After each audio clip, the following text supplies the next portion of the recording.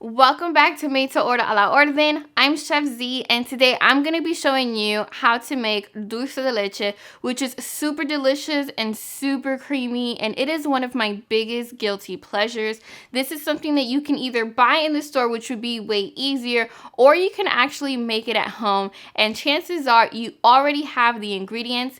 Now, there are a ton of different ways of making Dulce de Leche, and today I'm going to be showing it to you the way I prefer to make it. Now, keep in mind, the way I like to make dulce de leche does take a little bit longer, but if you ask me, it's a lot less fuss, and most importantly, it is so much safer. Now, before we kick off this recipe, be sure to subscribe to my channel and follow me on social media. All right, guys, let's get started.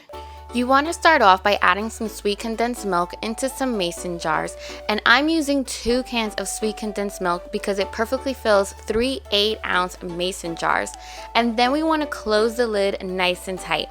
Now, I do encourage you to use your favorite brand of sweet condensed milk because it's going to be the foundation of your dulce de leche.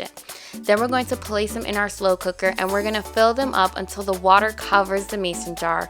Close it, and we're going to set it to 8 hours on a low setting. Now, I like to always take one of the dulce de leches out at 6.5 hours because the consistency is a little bit different, and you're going to see it's a lighter in color than the other dulce de leche. And then at 8 hours, I like to take them all out, and this one will have a deeper, richer flavor and color.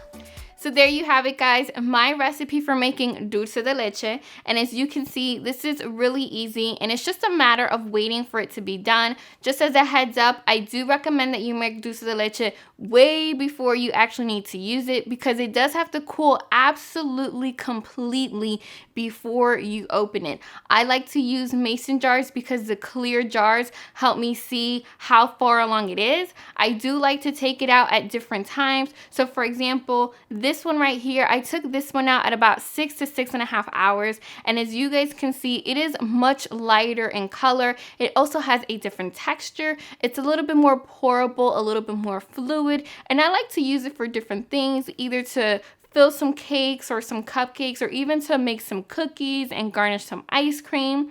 When I cook it for about 7.5 to 8 hours, this is the type of dulce de leche that you see here. It is going to be very thick, very creamy, and much darker in color. It's probably the dulce de leche that you're most probably used to seeing. Now, this is something that you can also use to fill in a cake, or you can make some ice cream.